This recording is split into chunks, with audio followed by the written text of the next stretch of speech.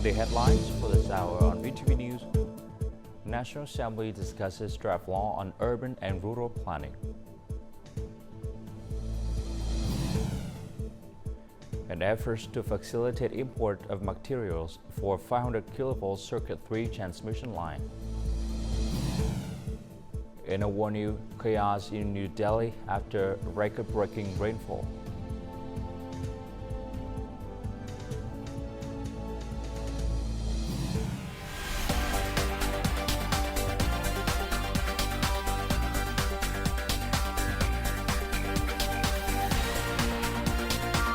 Broadcasting from Hanoi, the capital of Vietnam. VTV News starts right now.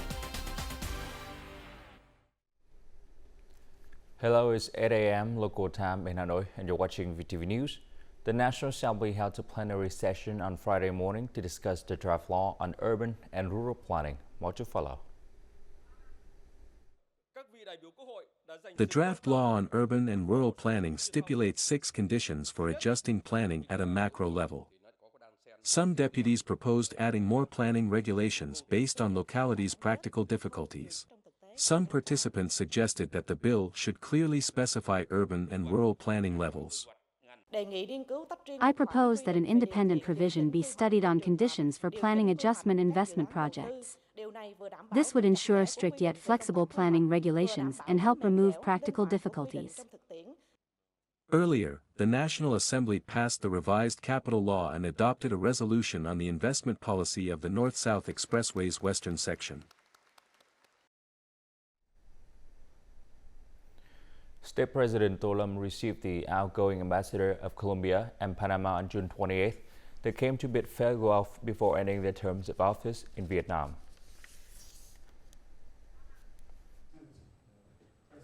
Receiving Colombian Ambassador Miguel Angel Rodriguez Melo, State President Tô Lâm congratulated the diplomat on his successful term in Vietnam.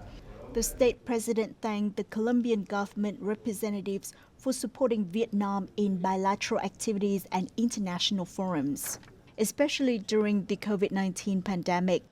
For his part, Rodriguez Melo affirmed that during his 5-year term, he has witnessed Vietnam's development achievements with an increasingly enhanced role and position in the region and the international arena. He also better understood the country and people of Vietnam. The ambassador said that the Colombian government looks forward to welcoming the state president to Colombia soon.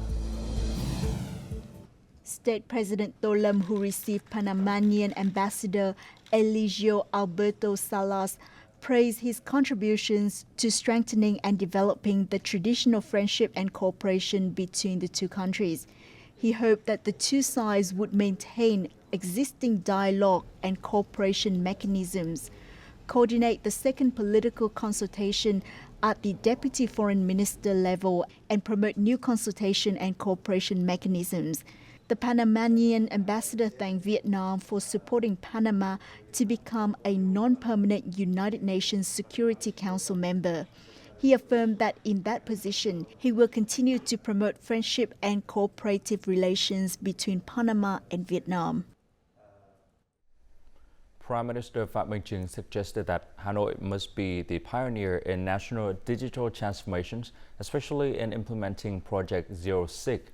He made this request at a conference reviewing the first 6 months of Project 06, which focused on readying populations, database, e-identifications, and e-authentications for national digital transformation in Hanoi.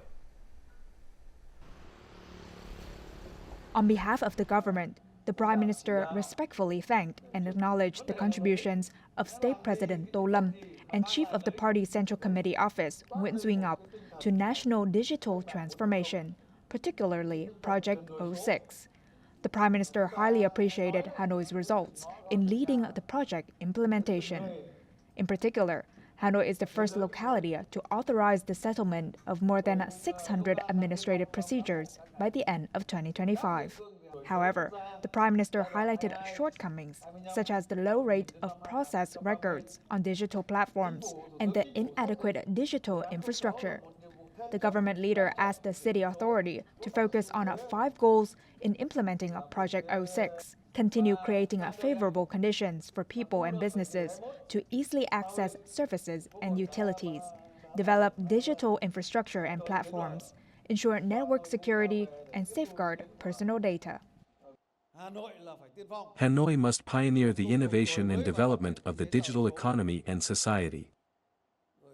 The city must focus on reviewing and simplifying administrative procedures, further decentralizing and delegating power to lower levels according to authority related to investment, production, business and citizens' lives. The locality should strive to cut and simplify at least 50% of regulations and 50% of compliance costs. Electronic administrative procedure settlement results should aim for 100%, and 80% of records should be digitized.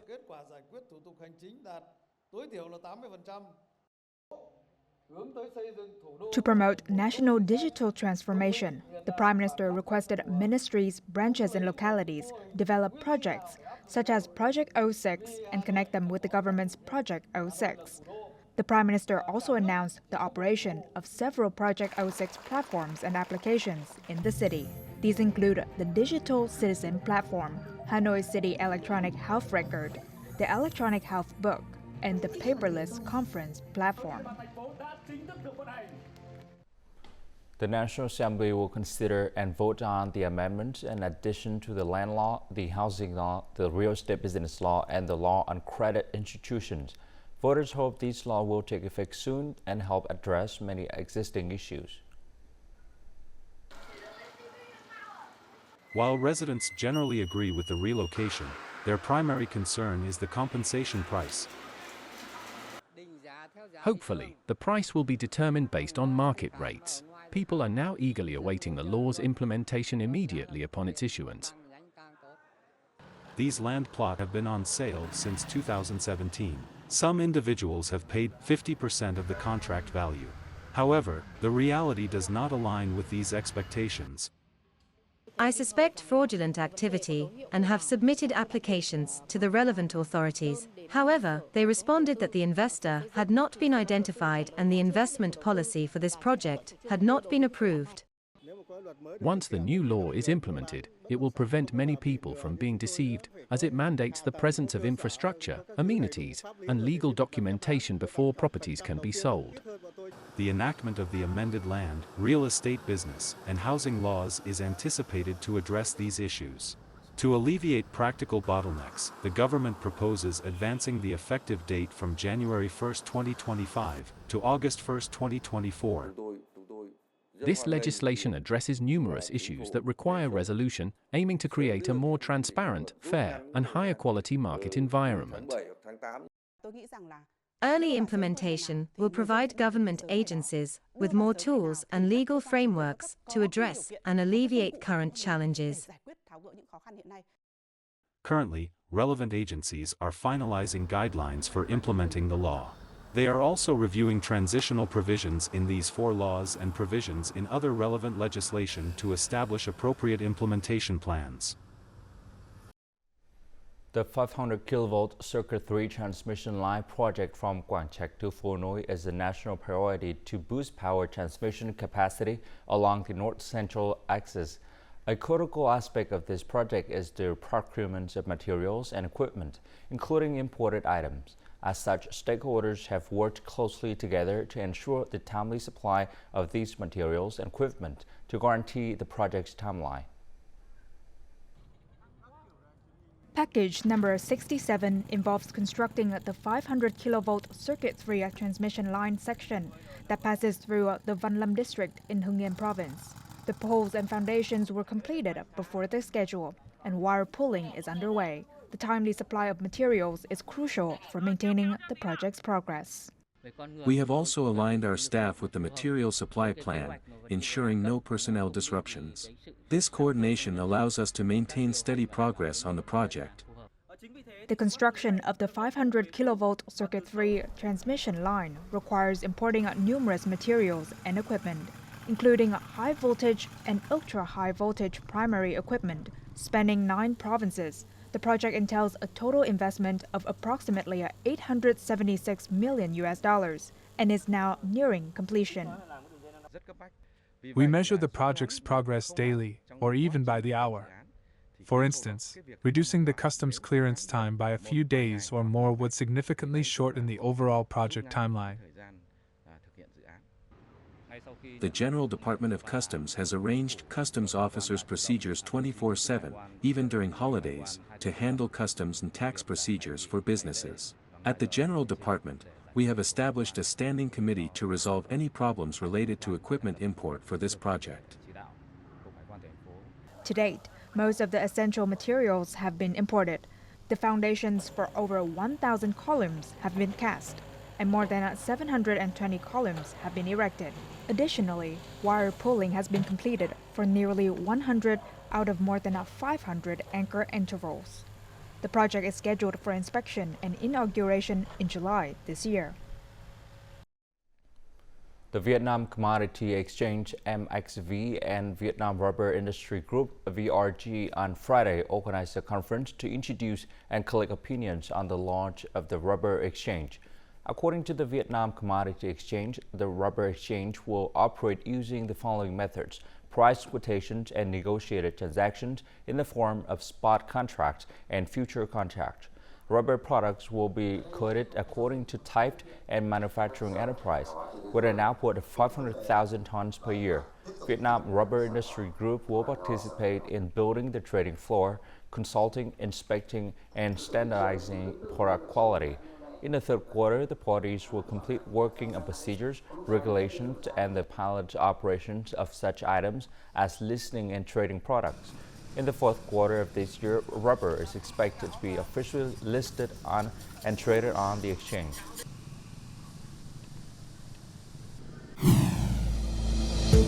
Coming up next on VTV News, Bonjour Vietnam Festival celebrates Vietnamese culture produced in Japan and France. Happiness in non-traditional families.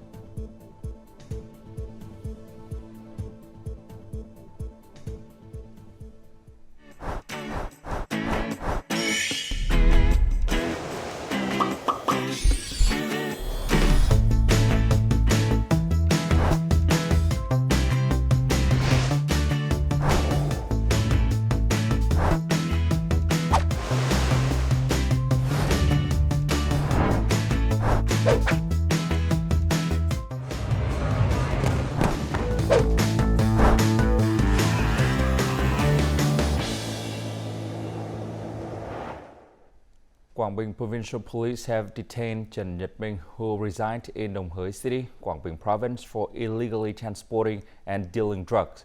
The police seized nearly 8,000 pink color pills as evidence. The arrested man said that he was transporting the drugs to Đồng Hới City to sell them. He was caught by local authorities when he arrived in Lệ Thủy district. Starting next Monday, all transfer exceeding 10 million Vietnam dong via smartphone banking apps or daily transactions totaling over 20 million Vietnam dong at banks will require biometric authentication. Customers cannot simply log in with their faces as before. They must authenticate using facial recognition linked to data from the chip-embedded citizen identification card issued by the Ministry of Public Security to transfer money securely. Capture an image of the chip-embedded citizen identification card through the banking application. Place the citizen identification card close to the phone to scan the data. Authenticate your identity by taking a facial photo. Completing these steps helps customers prevent bank account hacking from clicking on unfamiliar links or potential phone hijacking. Biometric verification makes it nearly impossible for criminals to impersonate customers. Every high-value transaction requires authentication, otherwise, customers cannot transfer money. Last year, there were nearly 16,000 reports of online fraud, resulting in the appropriation of nearly $393 million. When victims transfer money to scammers, the funds often circulate rapidly between bank accounts, making tracing difficult. Biometric authentication can help block these fraudulent money flows. You cannot transfer money unless you are the authorized account holder. This measure also helps prevent scammers from buying others' bank account details to facilitate fraudulent transactions. For individuals who receive fraudulent calls or requests to transfer money, accounts flagged by the Ministry of Public Security are linked with banks to alert customers when they initiate money transfer orders. The recipient's account, flagged as suspected of fraud and authenticated by the Ministry of Public Security, will be prominently displayed and continuously updated. Currently, 60 credit institutions have adopted customer authentication using chip-embedded citizen identification cards at their counters. In comparison, 49 credit institutions have implemented this authentication method through mobile applications. Bonjour Vietnam was organized by the Vietnam Culture Center in partnership with the Vietnam Trade Office and the Art Space Association for the first time in Paris. The event aims to promote Vietnamese agricultural products through culture to reach French consumer. Our report in France has more details.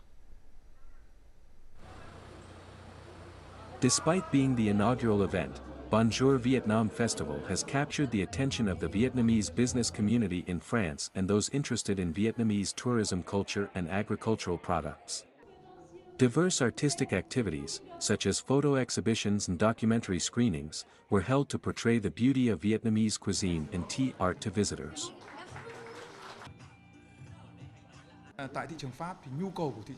The French market demand for Vietnamese goods is quite stable. Consumer tastes constantly change, so the trade office must adapt to the market needs. Besides cultural and artistic activities, Vietnamese agricultural products have also been showcased.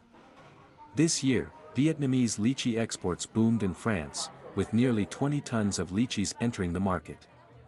The next goal is to boost export batches of mangoes and other fruits into this demanding market. Even though it's difficult, we are determined to enhance the Vietnamese brand in the French market. We can overcome any difficulties if we strengthen joint efforts. The event will feature many activities co-organized with the Vietnamese Trade Office in France to market Vietnamese agricultural products to consumers. The ancient city of Hoi An in Vietnam's central Quảng Nam province has topped the list of the best value destinations worldwide for this year, according to a UK Post Office study. The article said that Hoi An, which used to be a bustling merchant port city, is now a great option for travelers on a budget, thanks to lower charges at local restaurants and bars. Lower costs have led to the city jumps from 6th place in the 2023 rankings to the top spot this year. Hoi An leads thanks to its budget-friendly, low-cost restaurants and bars compared to its competitors. In addition, this is also one of the most charming cities in Vietnam. There's no hustles and bustles like big cities. Visitors can spend the morning on pristine beaches and the afternoon visiting historical sites and sampling delicious food at Hoi An Night Market.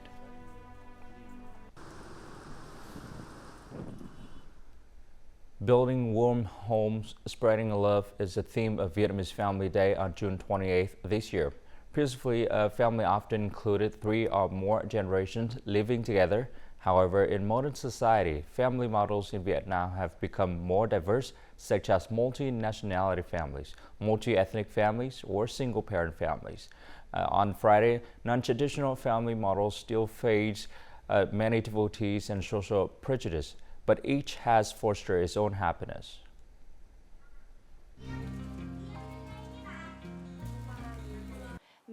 The biggest difficulty comes from having to overcome the inferiority complex that I cannot give my child a complete family. I taught my child life skills at a young age because I am a single parent. He has to learn to be independent in case something happens to me. Zan decided to become a single mother when her son was only a month old. Although she has a busy job, she often takes her son to work with her every weekend. This allows her to spend more time with her son and teach him how to be independent and share. He may only be 10 years old, but her son can help her with many tasks at the store. A family is where a person can return whenever they're tired. It does not limit the mother to protecting her child because she's the adult. Sometimes, the child can be the one caring for the mother. Lawrence has been living in Vietnam with his wife and his parents-in-law for 4 years, something he has never considered before. After the initial confusion due to cultural differences, he and his 2 children are now able to integrate well into their new life in a 3-generation, multinational family. When I moved to Vietnam and started living with my wife and her family, my mother-in-law insisted on taking a lot of those responsibilities on for herself, which I greatly appreciate. As a result, my responsibilities have shifted, and now I spend a lot of my time playing with my children. In today's society, it is not uncommon to see single-parent families, families without children, multiracial families, and many other non-traditional family types. The concept of happiness and the roles of family members have also become more diverse. People now highly prioritize happiness, so they will no longer endure things. If relationships become too stressful, they are ready to put an end to it. The modern world has given rise to career mobility and more open perspectives. Similarly, it is conditioned for new family models to emerge. According to sociology experts, the most important thing that creates family values is still the connection and love between members, regardless of the family structure or form. Coming up next in our War News, Cambodia People's Party celebrates 73rd founding anniversary.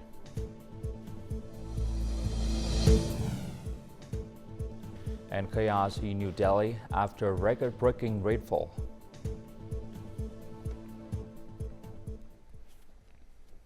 The Cambodian People's Party held a ceremony on Friday to celebrate the 73rd anniversary of its founding, chaired by the party leader Samdech Hun Sen.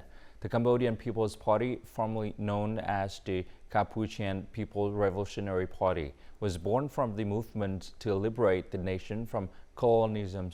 Through many historical ups and downs, the Cambodian People's Party is the only political force that has always supported the Cambodian people in overthrowing the Pol Pot genocidal regime and promoting national reconciliations, reconstructions, and development of the country. Party leader Samdech Hun Sen emphasized that the great support of the people brought victory to the Cambodian People's Party in the 7th National Assembly election. This also paved the way for the peaceful transfer of power and establishment of the royal government of Cambodia for the 2023-2028 term led by Prime Minister Hun Manet. 2 former Chinese defense ministers, Li Shangfu and Wei Fenghe, have been expelled from the Communist Party of China for serious violations of party discipline and the law. Chinese state media reported on Friday that former defense minister Li Shangfu was expelled from the party and stripped of his status as a delegate to the 20th National Congress. His case has been handed to the military procuratorate for prosecution. Former Defense Minister Wei Fenghe has also been expelled from the party for serious violations of party discipline and the law. Wei Fenghe accepted bribes, took advantage of his positions to gain benefits for others, and received money and valuables in return.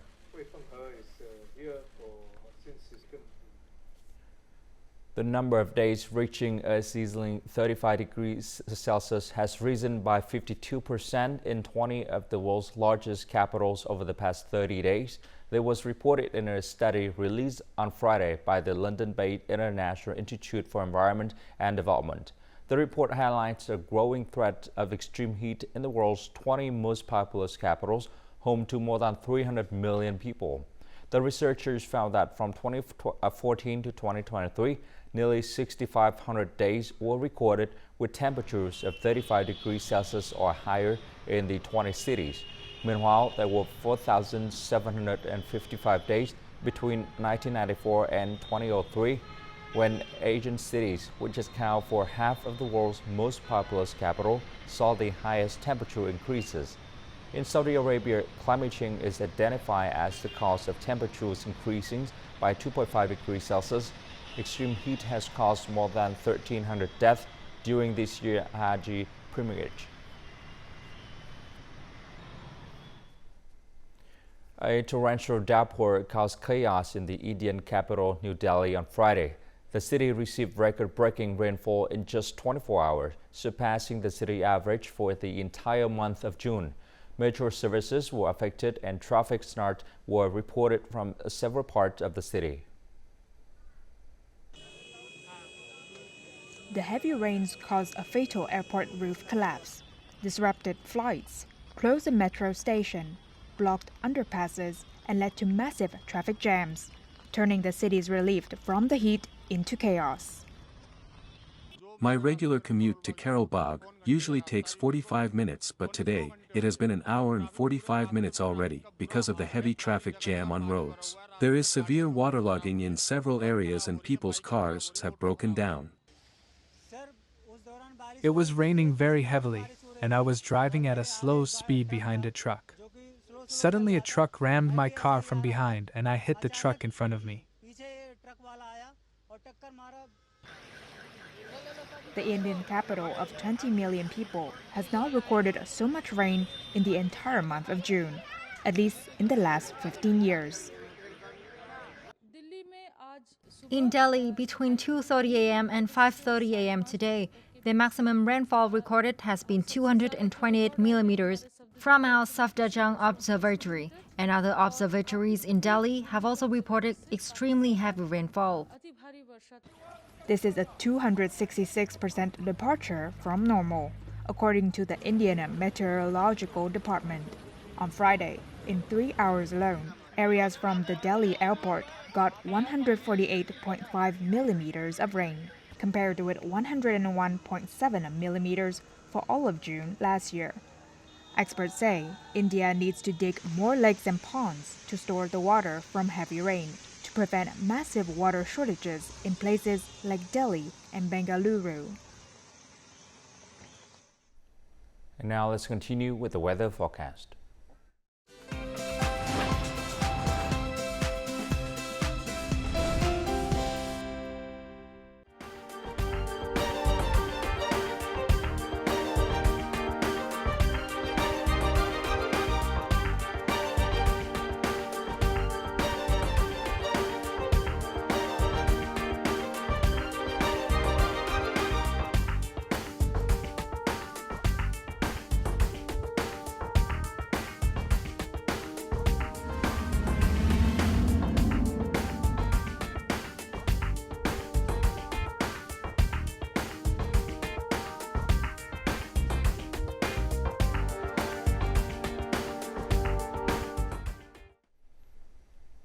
And that's it for this hour on VTV News. To rewatch our program, you can log on to vtvgo.vn or download our mobile application VTVgo. Thanks for watching and goodbye for now.